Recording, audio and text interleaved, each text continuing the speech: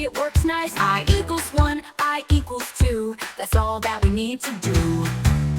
Let's repeat for the count of 3.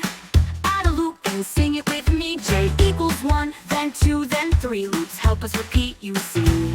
Now move our second loop inside our first loop. Time to watch the ride. You might be scared, no need to hide. Nested loops are fun to try. Loops can happen one after the other, or we can embed them in each other.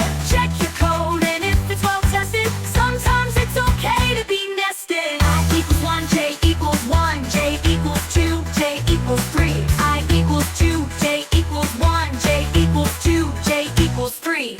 Hey, now, what can you see? It's a looping loop of loops, jamboree. Let's write it down, that's always wise.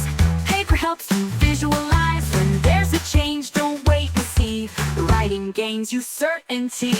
Loops can happen one after the other, or we can embed them in each other. Check your code, and if it's well tested, sometimes it's okay to be nested. I equals 1, J equals 1, J equals 2, J equals 3. I equals 2, J equals 1, J equals 2, J equals 3. Hey, now, what can you see?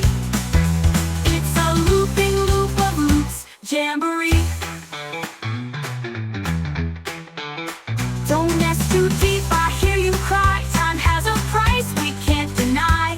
If you use nesting more than when it's needed, you'll find that your time limit is exceeded. Let's repeat a block of code twice.